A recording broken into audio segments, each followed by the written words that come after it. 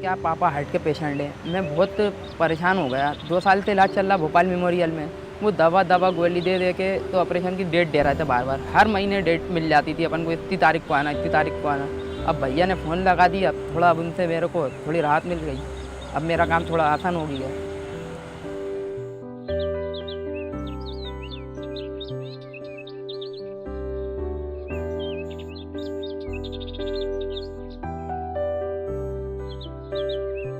बच्चों का आज 4-5 साल से हो गया। दवा चालू थी तो इसके वहाँ रोशन में दिखाए, बोले 25,000 रुपये लगे। तो मैंने मंत्री जी के पास आया, मंत्री जी को सुनाया तो सहायता वहाँ फ़ोन भी कर लिए, सहायता दूर हो गई। बोले वहाँ ले जाओ, भर्ती कराओ, दवा चालू स्टार्ट करवाओ।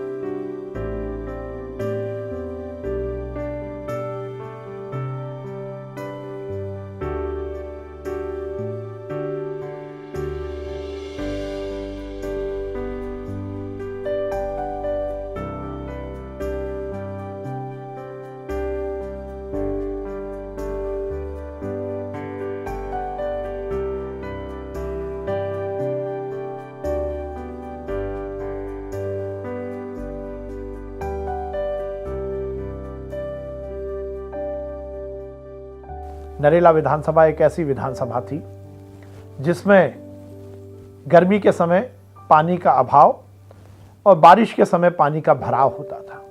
भोपाल का लो लाइन है नरेला विधानसभा। हर एक जगह जरा सी ड्रिजलिंग, जरा सी बूंदाबांदी से ही बारिश का पानी जमा हो जाता था। भोपाल में जब भी बाढ़ आई, अधिकतर नरेला विधानसभा की निचली बस्तियों में पानी भरा। पहले पानी भर जाता था तो पहले तो बाढ़ आ गई थी एक बार 4-5 साल पहले, तो बच्चों की कॉपी किताब, राशन, सब कुछ मतलब हम लोगों का खराब हो गया था। हमने टारगेट लिया और मैं बहुत खुशी के साथ ये बताना चाहता हूँ, शायद देश में एक विधानसभा ऐसी होगी जिसका आगे आने वाले समय में स्वयं का ड्रेनेज सिस्टम होगा। ड्रेनेज सिस्टम पर बहुत ज़्यादा काम होता नहीं है, पर हमने इस बात को सुनिश्चित किया कि नरेला विधानसभा का हम एक आदर्श ड्रेनेज सिस्टम बनाएंगे।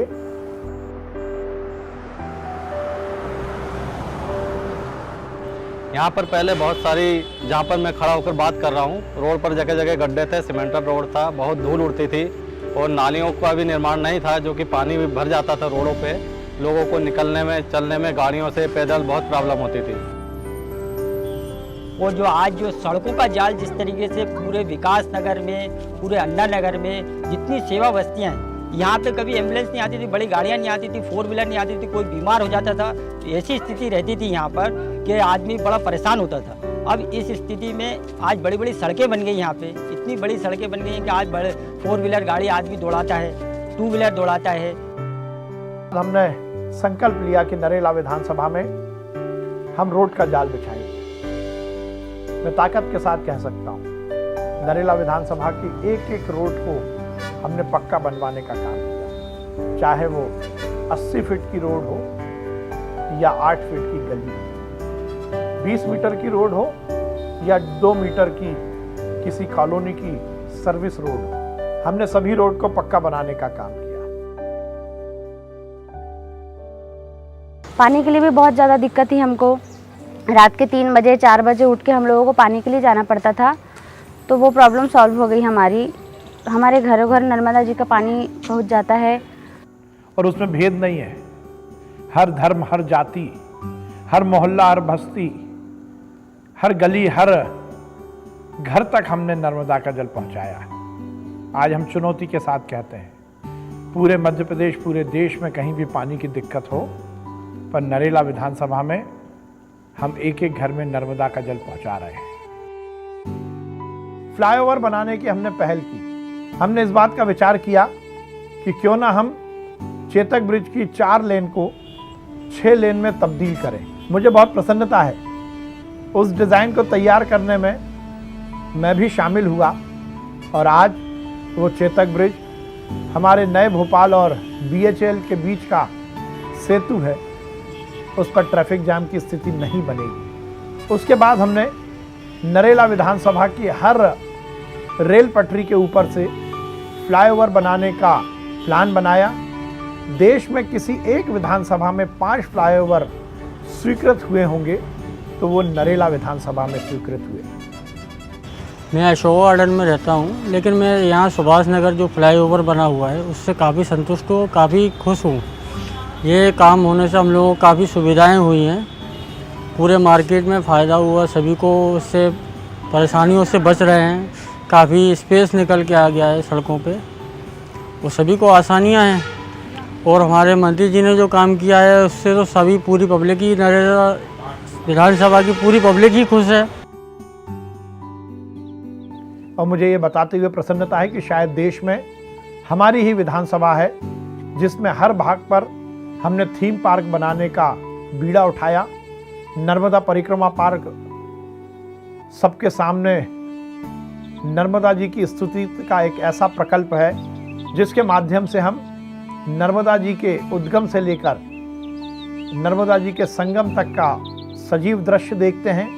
मैंने इस बात का संकल्प लिया कि हम केवल पार्क नहीं डेवलप करेंगे बल्कि किसी थीम पर, किसी एक विषय पर हम पार्कों का निर्माण कराएंगे।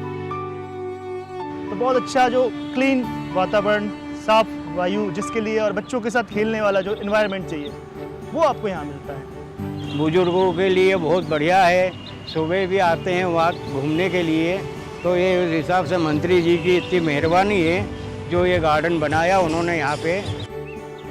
हमारे देश के यशस्वी प्रधानमंत्री नरेंद्र मोदी जी और हमारे प्रदेश के मुख्यमंत्री शिवराज सिंह चौहान जी का सपना है आयुष्मान भारत के तहत हर व्यक्ति को सुगमता के साथ इलाज मिल सके। और उसके अंतर्गत प्रदेश का पहला वेलनेस सेंटर यदि शुरू हुआ तो वो अशोका गार्डन, शहशाह गार्डन के हॉस्पिटल में शुरू हुआ। वहाँ हमने स्वास्थ्य ATM भी लगाया है और उसके माध्यम से लोगों को ज़्यादा से ज़्यादा स्वास्थ्य की सुविधाएं हम देंगे। तो यहाँ दिखाने के लिए मैं आया था, तो काफ़ी अच्छी सुविधाएं यहाँ पर हैं। ATM मशीन है, उसके द्वारा डायरेक्ट दिल्ली बात हुई मैडम से। मैडम ने सारी प्रॉब्लम्स के बारे में पूछा, क्या परेशानी क्या नहीं, उस हिसाब से फिर मशीन से दवाइयाँ वगैरह मिली हैं। इसके खुलने से यहाँ पर काफ़ी सुविधा का लाभ मिला, कहीं दूर जाने की आवश्यकता नहीं पड़ेगी। नरेला विधानसभा में हमने शिक्षा को लेकर बहुत काम किया और शिक्षा में भी, स्कूली शिक्षा भी और उच्च शिक्षा भी। स्कूली शिक्षा किसी भी समाज के लिए नींव का पत्थर साबित होती है। हमने नरेला विधानसभा के सभी सरकारी स्कूल में इस बात को सुनिश्चित किया कि हम वहाँ की सभी बिल्डिंग्स का उन्नयन करेंगे, इंफ्रास्ट्रक्चर डेवलप करेंगे और उसके साथ साथ शिक्षा का उन्नयन, शैक्षणिक व्यवस्था का भी उन्नयन करेंगे।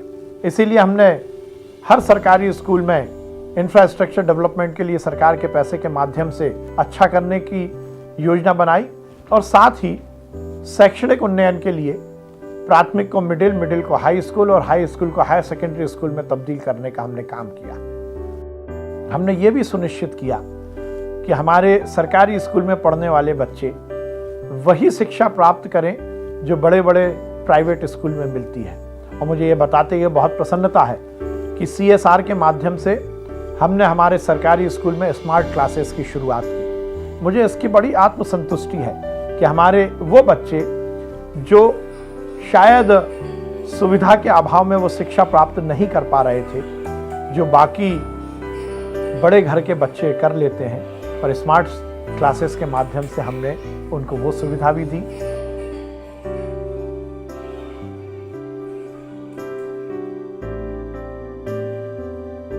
यह महाविद्यालय भोपाल में एक ऐसा महाविद्यालय जिसमें सबसे कम फीस लगती है और हमें ज़्यादा से ज़्यादा सुविधाएं भी मिलती हैं। और इस कॉलेज जो सुविधाएं नहीं मिल पाती वो हम माननीय मंत्री जी, माननीय विश्वास सारंग जी के माध्यम से प्राप्त करते हैं। अब नरेला विधानसभा के युवाओं को भोपाल के किसी और कॉलेज में जाने की ज़रूरत नहीं, क्योंकि तीनों फैकल्टी कॉमर्स, आर्ट्स और साइंस हमने नरेला विधानसभा में शुरू कर दी है। स्कूली शिक्षा और उच्च शिक्षा, इसमें अव्वल है नरेला।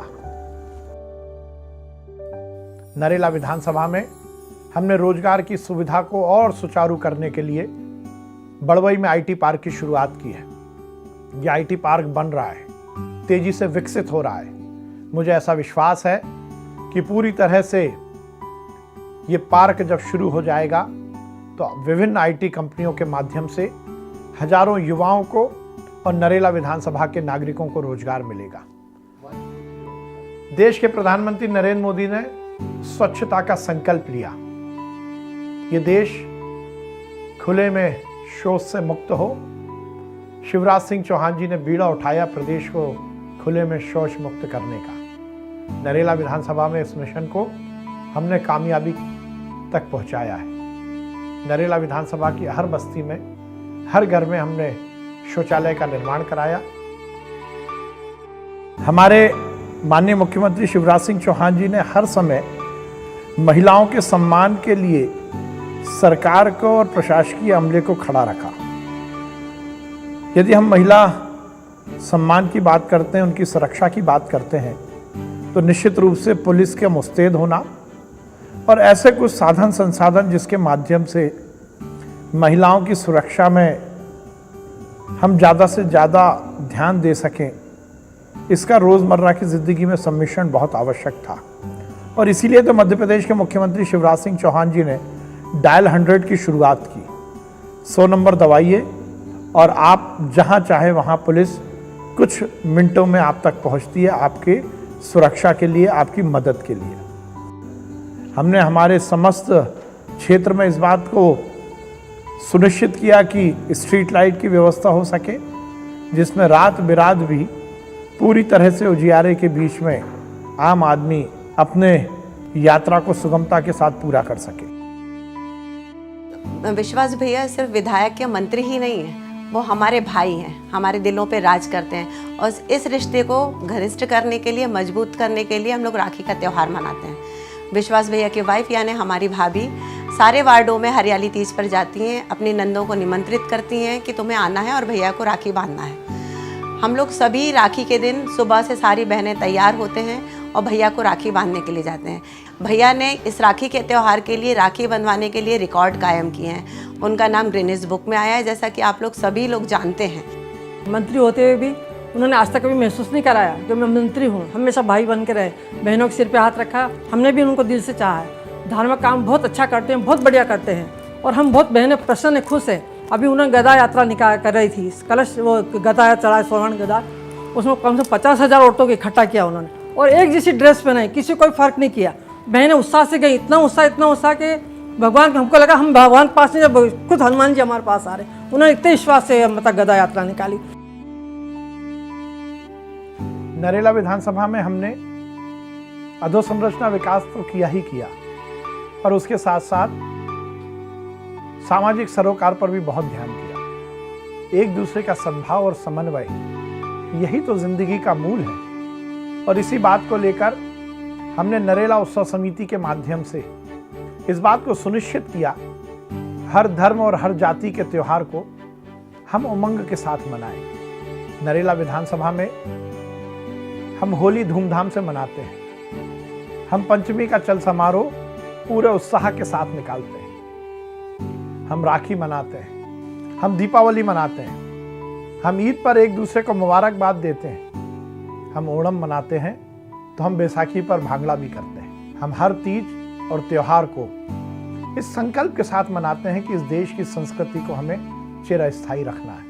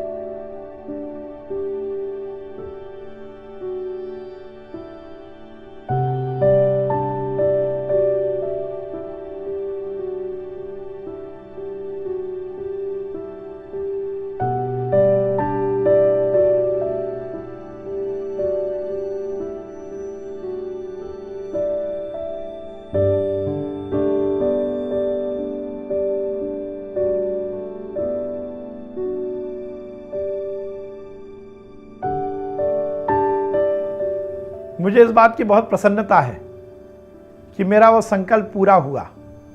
नरेला विधानसभा अब केवल विधानसभा नहीं है, बल्कि एक परिवार है। हम और आप उसी परिवार के तो सदस्य हैं। मैं आगे आने वाले चुनाव में आपसे वोट नेता के रूप में नहीं मांगूंगा, बल्कि आपके परिवार के सदस्य के रूप में मांगूंगा। और जब कोई परिवार का सदस्य चुनाव लड़ता है तो वो अकेला नहीं लड़ता, पूरा परिवार लड़ता है। आपका वोट मुझे मिले, आपका प्यार, आपका दुलार, आपका स्नेह मुझे मिले, यही विनम्र अपील है। आइए हम सब इस बात का संकल्प लें कि हम नरेला विधानसभा को उस ऊंचाई तक पहुंचाएंगे जिसकी परिकल्पना हम सब ने की है। नरेला विधानसभा हर मामले में देश में नंबर 1 पर होगा, यही हमारा संकल्प है। मैं आप सबसे अपील करता हूं, प्रार्थना करता हूं कि कमल को खिलाएं, भाजपा को जिताएं और उसके माध्यम से विकास को अपने घर तक पहुंचाएं। बहुत बहुत धन्यवाद।